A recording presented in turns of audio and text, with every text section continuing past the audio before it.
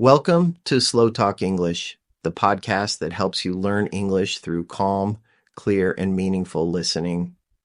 I'm Daniel, and every week I'll guide you through powerful stories, ideas, and reflections, all in slow, natural English. No grammar lessons, no stress, just real language, real topics, and real progress. So take a deep breath, slow down, and let's begin. Today's episode is for people who keep saying, I'll start tomorrow. You know the feeling. You have big plans.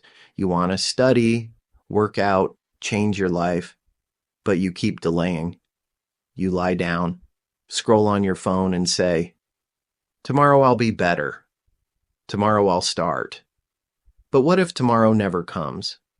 Let's talk about a hidden cycle that affects millions of people. Ambition without action. This gap creates mental stress. You want to grow, but you don't move.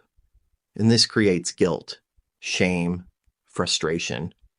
According to psychological research, this is called the intention-action gap.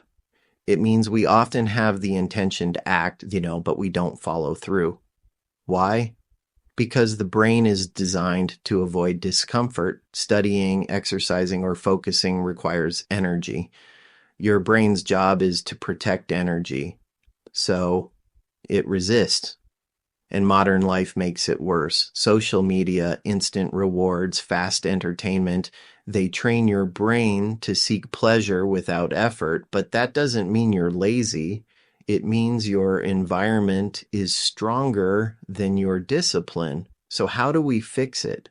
First, let's stop trying to be perfect. Perfectionism kills action. Instead, focus on momentum. Start with something so small it feels silly. Example, instead of planning to study for 2 hours, plan to open the book and read one page. That's it, just one. This is called micro-action. Once you start, it's easier to keep going. Action creates energy, not the other way around.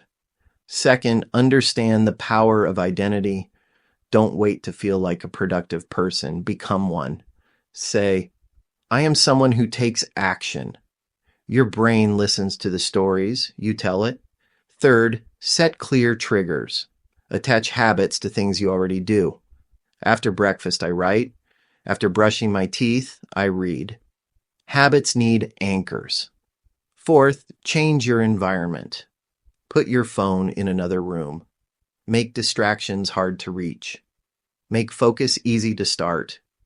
Discipline grows in the right conditions. Fifth, reward progress. Celebrate tiny wins. Finish 10 minutes of study.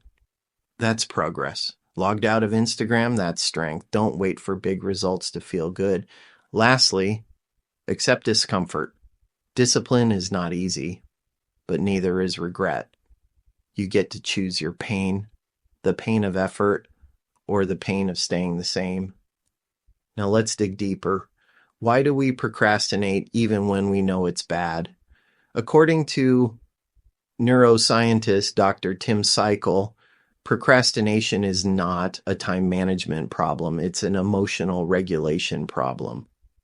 When we avoid a task, we're not avoiding the work. We're avoiding the feelings connected to it. Fear, doubt, boredom, or even shame. Let's say you want to study English, but every time you sit down, you remember a past failure. Or you hear a voice in your head that says, you're not good enough. So you avoid the task, not because you're lazy, but because you're trying to protect yourself from pain.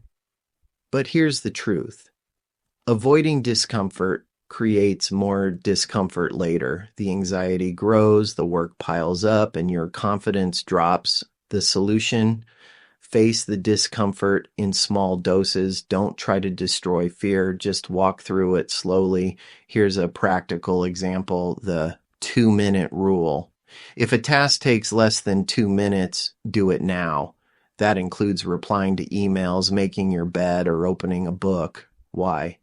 Because starting builds momentum, and momentum changes your identity. Another idea. Use temptation bundling.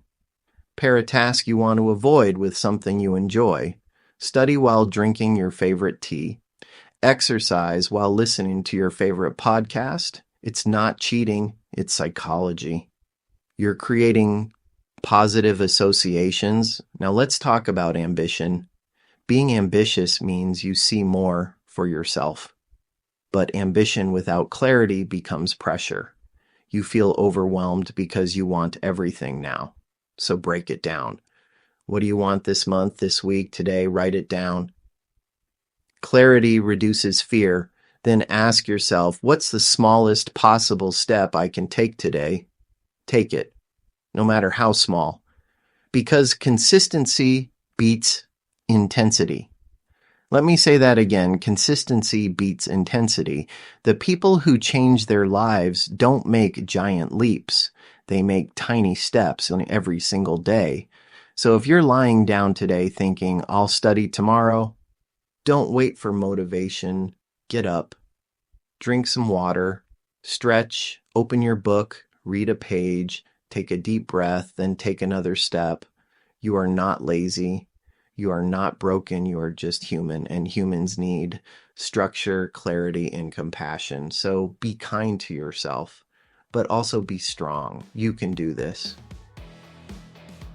Thanks for listening. That was today's episode of SlowTalk English. Subscribe so you don't miss what's coming next. And remember, keep listening, keep growing,